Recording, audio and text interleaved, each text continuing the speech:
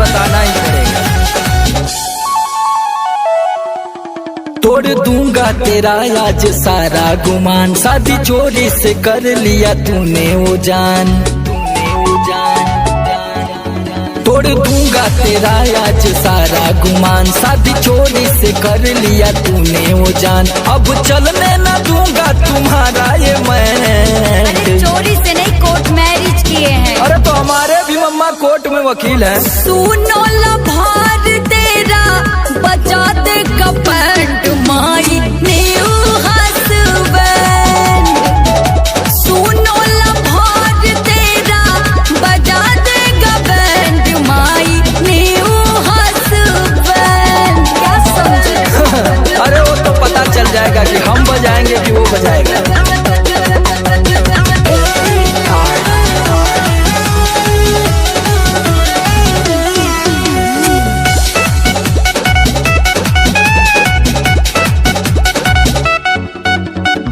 बोलो ना मुझ में क्या थी खराबी, ना ही मैं पागल था ना ही शराबी।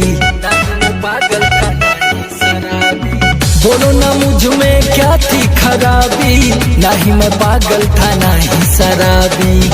तेरे लिए दिल का दरवाजा मेरा बंद है, तुझसे भी ज्यादा अब वो मुझे पसंद है।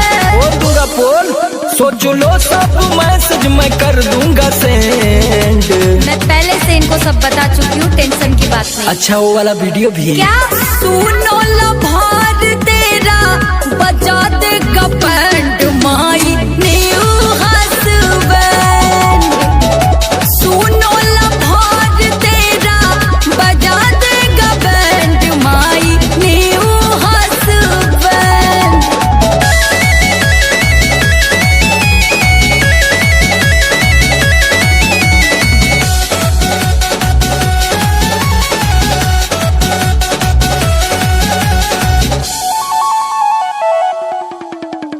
पहले भी आई थी दिल तुम तोड़ के, ना जाने मेरे जैसे कितनों को छोड़ के। वो तो मैं आज पोस्ट देखा था पता चला। पहले भी आई थी दिल तुम तोड़ के, ना जाने मेरे जैसे कितनों को छोड़ के। तुमसे भी ज्यादा है हाय फाई, समझ कर पाओगे ना झगड़ा लड़ाई। निकल लो। नीरज निर्दोष भी एक तेरा है फ्रेंड। अरे याद है कि भूल गई? वो कब का रिजेक्ट हो गया? सुनो